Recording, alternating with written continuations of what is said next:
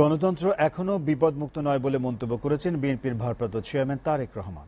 সন্ধ্যায় রাজধানী গুলশানে চেয়ারপারসনের কার্যালয়ে হিন্দু সম্প্রদায়ের নেতৃবৃন্দের সাথে ভার্চুয়ালি জন্মাষ্টমীর শুভেচ্ছা বিনিময়কালে এ কথা তিনি বলেন। তারেক বলেন, স্বৈরাচারী শাসকদের কাছে কোনো ধর্মের মানুষই নিরাপদ নয়।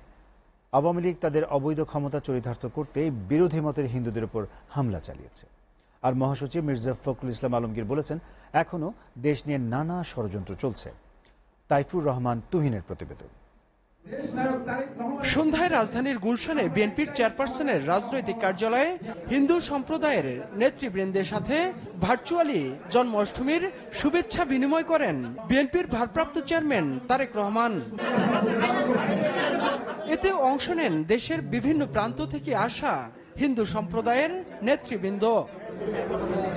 এ সময় বিএনপি মহাসচিব মির্জা ফখরুল ইসলাম আলমগীর বলেন, স্বৈরাচার পতনের পরে যেসব সংঘাত সহিংসতা হয়েছে সেগুলো রাজনৈতিক, সাম্প্রদায়িক নয়। এই বিপ্লবকে ব্যর্থ করার জন্য আমাদের পরিকল্পিতভাবে একটা ষড়যন্ত্র হয়েছে, চক্রান্ত হয়েছে। এটা অস্বীকার করবার কোনো উপায় নেই এবং দুঃখজনকভাবে এটা আপনাদেরকে জড়িত করে করার চেষ্টা করা হয়েছে। প্রধান অতিথির বক্তব্যে বিএনপির ভারপ্রাপ্ত চেয়ারম্যান তারেক রহমান বলেন, ধর্মীয় পরিচয়ে বাংলাদেশে কেউ সংখ্যালঘু নয়, সবাই বাংলাদেশি।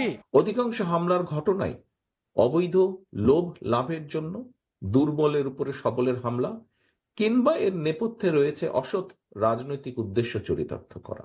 এই স্বৈরাচারী দুর্বৃত্ত কিংবা ক্ষমতালোভীদের কাছে কিন্তু সংখ্যালঘু কিংবা সংখ্যাগুরু কেউই নিরাপদ না।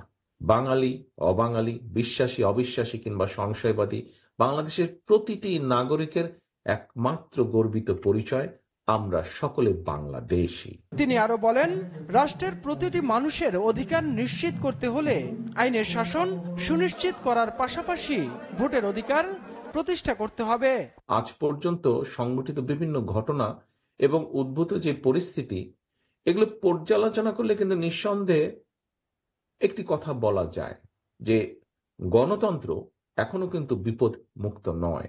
এরকম একটা পরিস্থিতিতে কোনো অপশক্তি যাতে আবার গণ অভ্যুত্থানের চূড়ান্ত লক্ষ্য এবং সাফল্যের ধারাকে ব্যাহত করতে না পারে, সেজন্য কিন্তু দল মত নির্বিশেষে আমাদের সকলকে সতর্ক থাকা প্রয়োজন।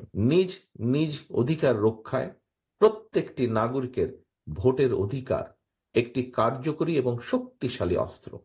যতদিন পর্যন্ত নিজের পছন্দের প্রার্থীকে ভোট দিয়ে জনপ্রতিনিধি নির্বাচন করে জনগণের কাছে জবাবদিহিমূলক একটি সরকার প্রতিষ্ঠা করতে সক্ষম না হবেন, ততদিন পর্যন্ত কোন নাগরিকেরই নিরাপত্তা এবং অধিকার সুরক্ষিত নয়। এ সময় ধর্মীয় উপাসনালয়ে হামলার ঘটনা নিরপেক্ষ তদন্ত কমিশন গঠন করে হামলাকারীদের বিচারের দাবি জানান তারেক রহমান। এই ঘটনাগুলো প্রত্যেকটা হামলার নেপথ্য ঘটনার উদ্ঘাটন করে সুষ্ঠু বিচার করা, এই দাবি আমি জানিয়েছিলাম। Taifur Rahman Tuhin, SA TV, Dhaka.